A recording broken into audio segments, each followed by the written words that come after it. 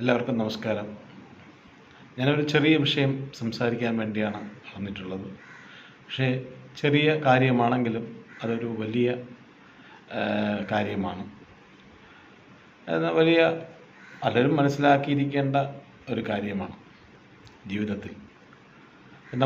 നമുക്കെന്തിനോടെങ്കിലും മോഹമുണ്ടെങ്കിൽ, ആഗ്രഹമുണ്ടെങ്കിൽ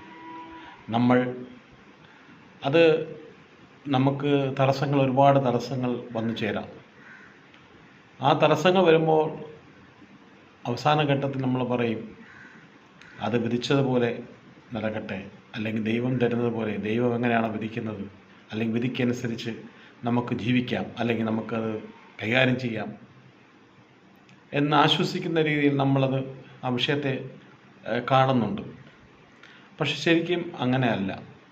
ദൈവം എന്ന് പറയുന്നത് നമ്മുടെ ഉള്ളിൽ തന്നെയാണ്. തത്വമസി എല്ലാവർക്കും അറിയാവുന്നതാണ്. ഞാൻ തന്നെയാണ് നീ, നീ തന്നെയാണ് ഞാൻ എന്ന് പറയുന്ന പോലെ. അപ്പം നമ്മുടെ ഉള്ളിൽ നമ്മൾ ചെയ്യുന്ന പ്രവൃത്തിയുടെ ഫലമാണ് നമുക്ക് കിട്ടുന്നത്.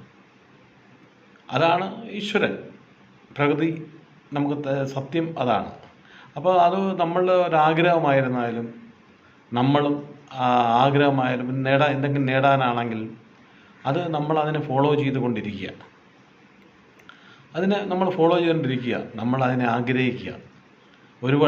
കൂടുതലായിട്ട് അതിനെ ആഗ്രഹിക്കുക. ആഗ്രഹിച്ചാൽ മാത്രമേ നമുക്കത് നേടാൻ കഴിയുള്ളൂ. ആഗ്രഹിച്ചാൽ ഉറപ്പായിട്ടും നമുക്കത് നേടാൻ കഴിയും. അവിടെയാണ് നമ്മുടെ പ്രപഞ്ചത്തിൻ്റെ ഒരു ശക്തി എന്ന് പറയുന്നത്. ഈശ്വരൻ എന്ന് പറയുന്നത് അത് തന്നെയാണ്. യഥാർത്ഥ ഈശ്വരൻ അത് തന്നെയാണ്. നമ്മൾ എന്തിനു ആഗ്രഹിക്കുന്നോ, അതിയായി ആഗ്രഹിക്കുന്നു, അത് എപ്പോഴായാലും നമുക്ക് കിട്ടിയിരിക്കും. അതിൽ യാതൊരു സംശയവും വേണ്ട. അത് ഉറപ്പായിട്ടും നമുക്ക് കിട്ടിയിരിക്കും.